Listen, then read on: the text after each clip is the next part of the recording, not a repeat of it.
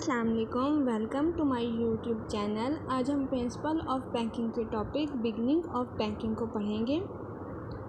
सबसे पहले हम इसके इंट्रोडक्शन की बात करते हैं। मनी, जिसको हम वेल्थ कहते हैं, is very important and necessary to satisfy human wants. जो पैसा होता है वो हर इंसान की ज़िंदगी की ख्वाहिशात को पूरा करने के लिए बहुत ज़्यादा अहम और ज़रूरी है।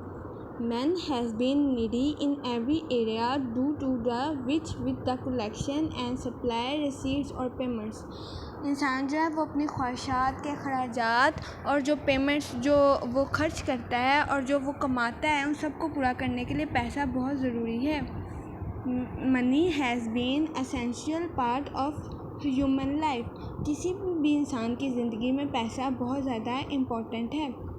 Different commodities have been use as money in different edges.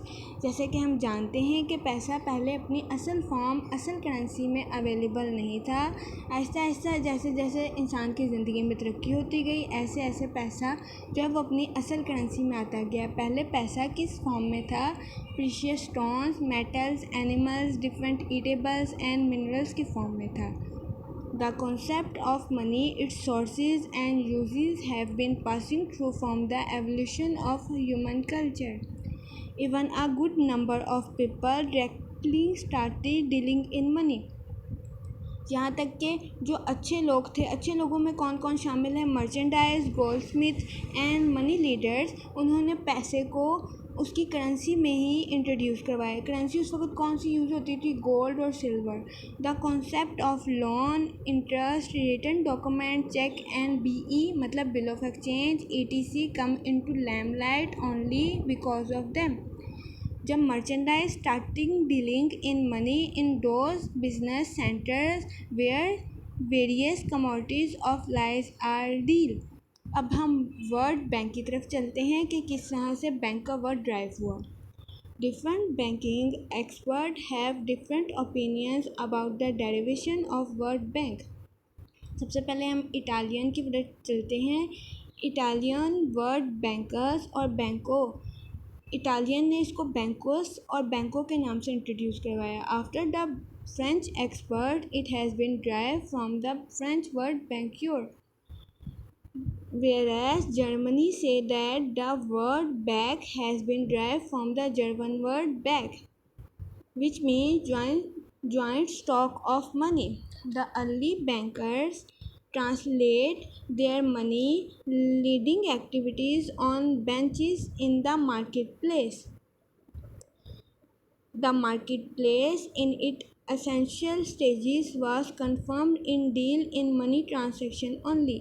If any banker was not in position to pay his debt, then the creditor used to break his bench and it was considered as insolvent.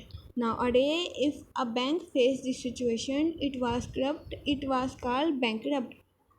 जैसे कि हम जानते हैं कि सिर्फ rules and regulation जो है वो चेंज नहीं हुए, सिर्फ जो इनके वर्ड है, इनका नाम है बैंक का, वो चेंज हुआ है। रूल्स और रेगुलेशन और सिचुएशन अभी भी सेम है। जैसे कि पहले दौर में अगर कोई बैंक है या जो कोई पर्सन है वो पैसा देने के काबिल नहीं रहता था तो उसको इंसॉल्वेंट कह देते और उसका बेंच जो है वो तोड़ दिया जाता था, जैसे कि वहाँ की रिवायत में चलता था। लेकिन आजकल उसको बैंकरप्ट का नाम दिया जाता है। जो बैंकरप्ट वाला क्वेश्चन है वो शॉर्ट क्वेश्चन में बहुत इम्पॉर्टेंट है। अब हम नेक्स्ट टॉपिक की तरफ चलते हैं। जैसा कि आपको शो हो रहा है कि आपको सामने एक पिक्चर शो हो रही है। जैसे इटालियन में बैंक को बैंकर्स और बैंकों के वर्ड से यूज़ किया जाता था या बैंक इस वर्ड से इंट्रोड्यूस करवाया गया था, और फ्रेंच में इसको बैंक्योर के वर्ड से, जर्मन में इसको बैक के वर्ड से इंट्रोड्यूस करवाया गया था। बैक को क्या कहा जाता था? Joint stock fund. और बैंकर्स, बैंकोर और बैंक्योर को बेंच के नाम से इंट्रोड्यूस करवाया गया था, और अब इन सब चीज़ों को बैक इंग्लिश वर्ड के नाम से इंट्रोड्यूस करवाया गया है जिसको बैंक कहते हैं। अब हम हिस्ट्री ऑफ बैंकिंग की तरफ चलते हैं कि किस तरह से बैंकिंग जो है वो किसी भी इंसान की लाइफ में जो है वो इम्पोर्टेंट या आया। Banking has been present in different form right from the beginning of human life. About 3000 years ago, 3000 साल पहले, there was a nation called Sumerian. Who started giving loan to the people. जो Sumerian की कौम थी उन्होंने 3000 साल पहले लोगों को लोन देना शुरू किया। These loans were available in form of cash. जैसे कि आप जानते हैं कि उस वक़्त कैश रियल फॉर्म में अवेलेबल नहीं था, तो जो लोग थे वो गोल्ड की फॉर्म में, सिल्वर की फॉर्म में या कॉइन्स की फॉर्म में उनको वापस करते थे। और कमोडिटीज़ में क्या चीज़ शामिल थी? एनिमल्स और मिनरल्स। 12 और 14th century after, according to banking expert, the business of banking started in Iraq and then shifted to Rome and Greece. But the banking business come to an end after the fall of Roman and then began to flourish in Italy and other countries of Europe.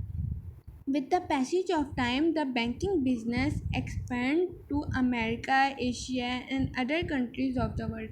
फिर 12वीं और 14वीं century के बाद जो banking थी वो रोम में, Greece में, इटालिया में, यूरोप में और फिर अमेरिका और एशिया के कंट्रीज़ में आया।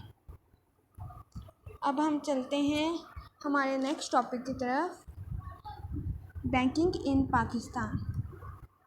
At the time of partition, banking sector of Pakistan was miscible condition.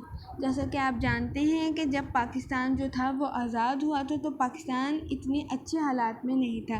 But with the passage of time it grow very well. At the time of partition, there were 631 branches of scheduled bank in Pakistan, 487 in West Pakistan and 144 in East Pakistan. But just after the independence, India started political and financial complications. Most of banks transferred their offices to India. फिर काफ़ी जो banks थे वो India में transfer हो गए। Up to 13 June 1948, the offices and branches of scheduled bank in Pakistan reduced to 195. फिर 30 जून के बाद जब ये कैलकुलेट किए गए कि पाकिस्तान के पास कितने बैंक आए तो टोटल 197, जिसमें 81 ईस्ट पाकिस्तान के एंड 114 इन ईस्ट पाकिस्तान के बैंक आए। State bank of Pakistan was establish on 1 जुलाई 1948 और इसका इफ्तिताह किसने किया था? कायद-ए-आज़म मोहम्मद अली जिन्ना ने। जैसा कि आप जानते हैं कि वो पाकिस्तान के गवर्नर जनरल भी थे। और नेशनल बैंक कब इस्टेब्लिश हुआ? 8 नवंबर 1949 को। आप इन डेट्स को याद कर लीजिएगा क्योंकि ये जो है वो शॉर्ट क्वेश्चंस में इम्पॉर्टेंट होती है। अब प्लीज़ मेरा चैनल सब्सक्राइब कर दीजिएगा। Thanks for watching my video. Please subscribe my channel. Thank you.